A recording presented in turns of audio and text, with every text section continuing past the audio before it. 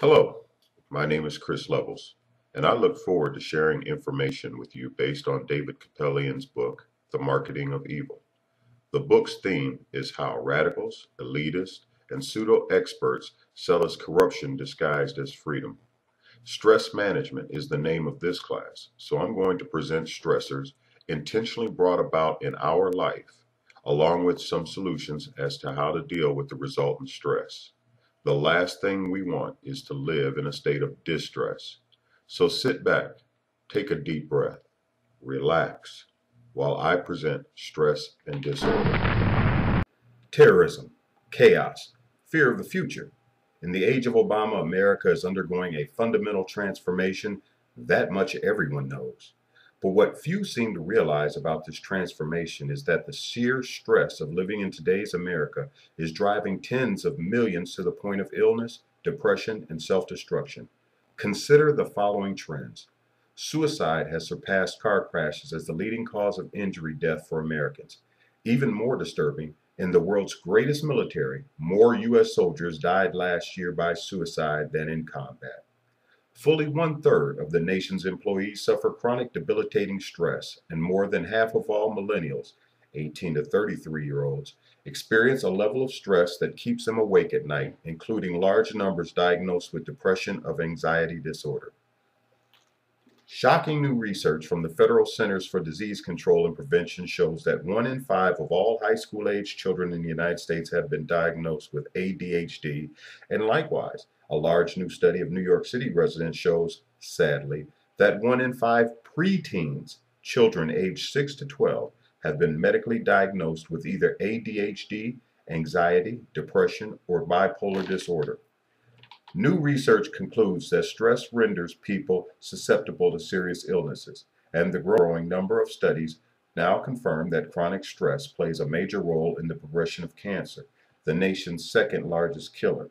The biggest killer of all, heart disease, which causes 1 in 4 deaths in the U.S., is also known to have a huge stress component. Incredibly, 11% of all Americans aged 12 and older are currently taking SSRI antidepressants, those highly controversial, mood-altering psychiatric drugs with the FDA's suicide warning label and alarming correlation with school shooters.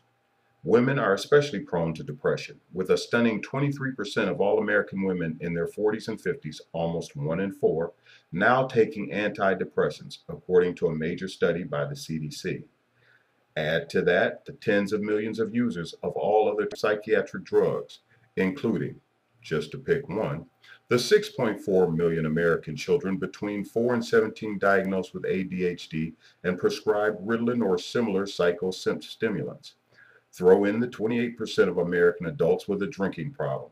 That's more than 60 million, plus the 22 million using illegal drugs like marijuana, cocaine, heroin, hallucinogens, and inhalants. And pretty soon a picture emerges of a nation of drug takers, with hundreds of millions dependent on one toxic substance or another, legal or illegal, to, quote, help, unquote, them deal with the stresses and problems of life.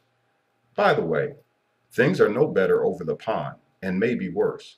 According to one major study that concluded, almost 40% of Europeans are plagued by mental illness. What on earth is going on? Why isn't medical science, and for that matter, all of our incredible scientific and technological innovations in every area of life, reducing our stress and lightening our load? Why doesn't the almost magical availability of the world's accumulated knowledge, thanks to the internet, make us more enlightened and happy? Why is it that, instead, more and more of us are so stressed out as to be on a collision course with illness, misery, tragedy, and death? Most important, what can we do to reverse course? Fortunately, amazingly effective help is available, but more on that later. Life is difficult, wrote psychiatrist M. Scott Peck at the outset of his international bestseller, The Road Less Traveled. Stress, difficulties, disappointments, accidents, disease, misfortune, cruelty, betrayal, they're unavoidable in this life. Yet, during eras when society and families are stable, unified, and fundamentally decent and moral, as, say, America during the 1950s, the stress level for each person is minimized. or at least not perverse society. Conversely, when, as is the case today, we have widespread family breakdown, a depraved culture that mocks traditional moral values, a chaotic economy, and disintegrating monetary system, and a power-mad government dominated by demagogues and sociopaths, the normal stresses of life are greatly multiplied. Speaking of family breakdown, where did marriage come from to begin with? I'll tell you, the Bible. It was created by God at the beginning of human history in the second chapter of Genesis. The laws defining and governing marriage are contained throughout its pages, restricting sex to marriage, forbidding divorce, placing the man as the head of and provider for the family, enjoining parents to love and teach their children, putting children under the authority of their parents and not vice versa. People can vote on these things if they like. Judges can ignore them. Governments can define and redefine. But God's laws of marriage do not change. When we break those laws, we suffer. To see the proof, just look around. Our traditional marriages have trashed God's laws to the point where fornication, cohabitation, adultery, divorce, shattered homes, and fatherlessness are epidemic. Many people recognize the resulting crisis and are desperate for answers. How to have harmonious marriages, how to control wild kids, how to bring sanity in their homes, in their home lives. Sadly, too few look to the creator of marriage and family for answers. Thus, it has come to pass that America, long the hope of the world, has grown increasingly dispirited and angry, which in turn breeds anxiety, fear, confusion, hopelessness, and depression. After all, let's face the hard facts. We just re-elected perhaps the worst president in history, someone manifestly obsessed with dismantling traditional free market capitalist America and transforming it into a socialist nanny state. That in itself is highly stressful. At least for the roughly half the population that still understands socialism always leads to a profound loss of freedom and prosperity. Then there's today's relentless economic pressures.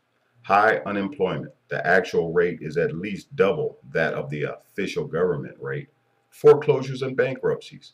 A stagnant growth rate. 11,000 new people signing up for food stamps every single day. Rising taxes for the entire middle class whose net worth is simultaneously shrinking. Ever higher prices for food, gas, and other essentials. And overshadowing it all, a galactic national debt burden, courtesy of a wildly out of control government unrestrained by either the Constitution or common sense. That too is very stressful. Top it all off with an administration continually abusing the public for the sake of enlarging and consolidating its political power. For instance, by purposely making the sequester cuts hurt Americans, even our active duty soldiers, as much as possible. Make no mistake, this sort of stress on Americans is not only intentional on the part of Team Obama, it is strategic. Remember, these people are revolutionaries, that is, engaged in bringing about a major or fundamental change, as Merriam-Webster puts it, and utterly committed to replacing one societal structure, America's constitutional limited government free enterprise system, with another, a socialist wealth redistributionist system run by an all-powerful government. Such a radical change cannot be accomplished while Americans are calm, happy, content, and grateful for their blessings. Citizens must be unhappy and stressed out. Indeed, widespread popular discontent has always been the required fuel for leftist transformation. Just reading a few pages into Saul Alinsky's notorious Rules for Radicals, one encounters repeated confirmation that the very key to radical change is keeping the populace angry, encouraging their grievances, stoking their resentments, and making sure they are continually upset. That is the primary psychological dynamic of community organizing. And America today is led by community organizer-in-chief Barack Obama, a longtime master practitioner and instructor in Alinsky's neo-Marxist agitation methods. At this point in the program, you are probably asking yourself, what can I do to stop any of these outside external stressors that are being placed upon me by forces beyond my seeming control? Well, I am here to tell you, you can do something as individuals. We're going to discuss three things. One, decide to homeschool your children. Get them out of the public indoctrination centers where they are not learning the 3 R's, but they are learning indoctrination. Please think about this. Number 2, jury nullification. We must not allow activist judges to keep writing laws that are not constitutional. Learn your rights and your duties as a citizen of the United States of America. Number 3, educate yourself on Agenda 21. Learn what it is and how it is being used by the elites to make us slaves in our own communities. Please go to freedomadvocate.org and research for yourself. Find out if your city is on the ICLEI list and if the programs are being implemented. Please, you can do this. You can get involved. You can stop tyranny. And remember, evil can only triumph if good men do nothing. We will return you to your regularly scheduled program. Of course, at the nuclear core of the myriad assaults on traditional America is the rejection, at least by society's elites, of God and repudiation of the Judeo-Christian values that underpin Western civilization. This, in turn, has led to pervasive societal disintegration and a Pandora's box of almost unimaginable problems. Unfortunately, despite our nation's growing number of seriously troubled people, psychiatry provides little help. It has evolved in our secular, mechanistic culture to see virtually all mental, emotional, and spiritual problems as genetic or physiological in origin. No longer is there any such thing as sin. Nothing is moral or spiritual. Good character, introspection, understanding, repentance, and forgiveness, so vital to genuine healing, are now irrelevant. Just write a prescription. Since the current research fad is to conclude, as the National Institute of Mental Health puts it, that depressive illnesses are disorders of the brain, psychiatry has come to rely heavily on altering our brain chemistry by, in the case of depression, tricking it into producing higher levels of neurotransmitters like serotonin and norepinephrine. But this forces us to ask an obvious question. What are you talking about? Do you really believe that the 23% of American women ages 40 through 59 currently on antidepressants all have defective or diseased brains? Or is it just possible that rather than tens of millions of inexplicably damaged brains, much of today's epidemic of depression and other disorders has a lot more to do with the prevalence of stress, pressure, confusion, cruelty, anger, injustice, temptation, and corruption all around us, and our inability to deal with it being infected and hurt by it? Okay, let's start finding the way out. There are, of course, proven common sense steps each individual can take to minimize the effects of stress. But boiling the matter down to core essentials, there are really 3 time-tested elements required for staying healthy, physically, mentally, emotionally, and spiritually. They are: number 1, a genuinely healthy diet. Newsflash, eating the wrong foods, or eating too much, causes huge problems. Obesity is not only stressful, but has a myriad of adverse health effects, including depression. Likewise, eating foods that are heavily processed, high sugar, adulterated, chemicalized, processed, artificially flavored, colored, sweetened, and preserved, stresses both body and mind. Mountains of research and dietary wisdom can be boiled down to this: eat a variety of fresh, natural foods, especially vegetables and fruits, and particularly lots of enzyme-rich raw foods. Fish and chicken are fine, so is red meat in moderation. Same with dairy, eggs, milk, and butter, not margarine, but buy natural, organic whenever possible. And please try to stay away from any genetically modified foods known as GMO. Number 2, regular exercise. A good exercise regimen not only helps keep our heart and the rest of us healthy, it confers untold benefits, tangible and intangible. Plus, it is, all by itself, a major distressor. Personal quiet time for prayer and reflection, allowing us the opportunity to seek the Creator's will while letting go of accumulated anger, frustration, and resentment toward others. In other words, renewing our love for God and our neighbor. Anger, in all its forms, has long been shown to be at the very root of many serious problems and illnesses. both physical and mental.